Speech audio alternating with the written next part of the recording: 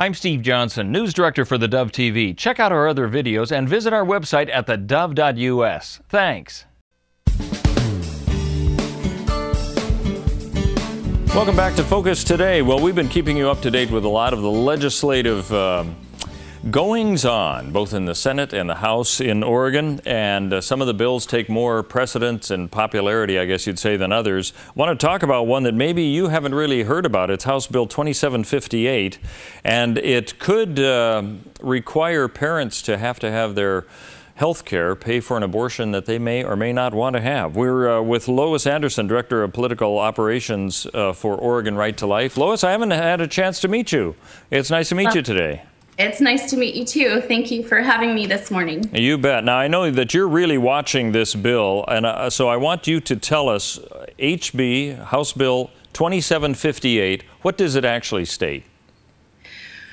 Well, just as a reminder, folks, if they happen to look it up, it has been amended quite a bit. So the actual form that will be voted on will be available sometime today, maybe tomorrow, as it moves through the process. So what it actually does is it says that a child who is covered by a parent's insurance plan, like most of us have, can go into a doctor. Now, we're going to talk specifically about abortion because that's our focus, but this bill is very broad and, in fact, allows any child with any health care to go through this procedure. But if a minor girl went into an abortion facility and said, I want an abortion, and then they ask her, she's covered with private insurance, she said yes, they can, she can suggest, or they can suggest, well, you know, we can have this covered without your parents knowing about it. We just need to go through this process. So they set up a process where their private insurance is covering this abortion, and then it is paid for by the by the insurance provider, and without the parents' knowledge or consent. And there's a lot of questions about this, just detail-wise, for anybody that's gone through the insurance process, exactly how it works. But we believe that the reason why this is being pushed so hard is because Planned Parenthood, being the nation's largest abortion provider, providing lots of abortions in Oregon, wants to make sure that they're getting paid with all of the changes that are happening with taxpayer-funded abortion. Is that what you think was the purpose of the bill originally? That's what we believe. You know, they're not going around the Capitol saying we want to be sure and be paid, and so that's why we're doing this bill. And initially, there was a lot of discussion about abuse victims. There were discussion about something called sensitive services, which they actually amended out of the bill. So it's become much more broad even than it was before. It's very concerning. Now, we've heard a lot about sex trafficking up and down Interstate 5, and I've heard that the impact of this could be that a pimp could tell the girl that, hey, don't worry, if you're pregnant, you could have a free abortion and your parents would pay for it. Does it come down to something like that? It could. We're very concerned about that dangerous loophole. As I'm sure you can imagine, there's a lot of coercion that goes on surrounding these issues. And we're very concerned that it would open up a very dangerous loophole. Just besides the fact of just the idea of you, a parent, wanting to be involved in their child's life and health care and having something like this happen to her without knowing about it, it's fraught with all kinds of problems, as we know, because in Oregon, of course, tragically, a teenage girl can go in and get an abortion without her parents' consent and figure out another way to pay for it. So that's why we've come to the conclusion that really the only motivation behind this is more dollars into the coffers, because this process is already tragically legal in Oregon. How far along is this bill in possibly becoming law? It is heading for the Oregon House, full House for a vote. I haven't heard whether it's happening today or tomorrow, so it's coming up very quickly.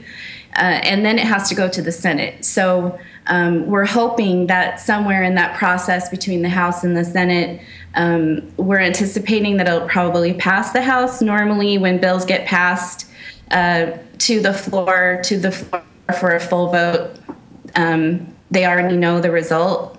But that doesn't mean that people shouldn't still call and they shouldn't still email, because we've seen some amazing things happen this session already in stopping bad legislation. So we're hopeful that this one also can be stopped.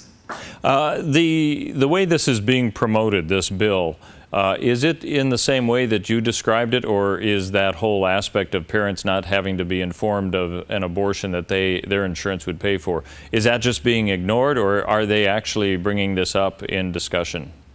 Well, what's interesting about the way that this legislation has moved forward is there have been a tremendous amount of amendments and really no testimony or long discussion about what the ramifications of the amendments are.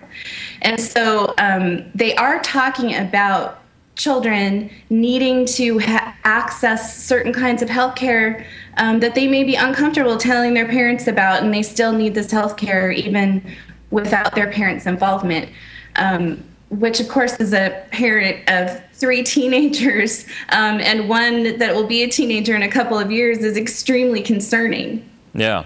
Well, I think a few years ago we wouldn't even think that a person's insurance would be charged even if they didn't know about it, and yet now this could be a possibility of this. I mean, has the insurance industry talked to you about their concerns about this as well? They haven't talked to us. They have been involved with the committee, and they have had concerns. I think that their concerns have driven some of the amendments, but I'm not familiar with all of their concerns with the bill. They did testify, and they have been involved. I can only imagine that it seems like a mess waiting to happen for them, frankly. You know, this is one of the bills that I can't say has really been up on the radar too much. I can't say I've seen too much about it. Has this been kind of one of these quiet bills that are just sitting there waiting to have something happen? It has. It seems sort of boring. It's just about insurance. And there were, it was one of those bills that kept getting taken off of the schedule. So it looked like maybe things weren't moving forward. Just in the Capitol building, the people that are watching legislation, there's certain things that happen to bills that are moving forward, that are going to move forward, and there's certain things that look like maybe the bill's being delayed for some reason. And this one was one of those. It just kind of snuck on. But our full-time lobbyist, Karen Miss, has been on this from the beginning, has been working very, very hard, has been trying to work with the legislators on the committee to get some amendments adopted. Those amendments were not adopted. So we're at least trying to get it so that you have to be an adult child on your before you can access this process. Yeah. I mean, that it would take away, that it would allow parents to be involved in minors' health care, but they rejected that as well. Now, so how young does this actually go, the way that it's the amendments are right now to it all? There's no age suggested in the law at all. So this could go to any age at all, up towards, I suppose, being 18. Is that it? Well, actually, because of some of the changes that they made when they were passing Obamacare, children can be on their parents' health care up to age 26, but there's no age limit or even mention of age in this legislation, which is one of the things that's concerning about it. So you're actually saying then that a 40-year-old woman could have an abortion, and it would possibly her elderly parents would have to pay for it? No, I think 40 would be too old. I think there's only 26. 26, so it would go up through the Obama. That's still certainly an older age than one would think.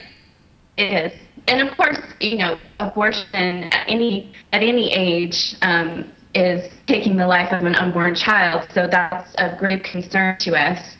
But we did feel like if at least we could try to limit it so that it was 18 and older, we would be protecting minor girls, but they rejected that. All right, so you're saying you want people to get in touch with their senators and their representatives about House Bill 2758.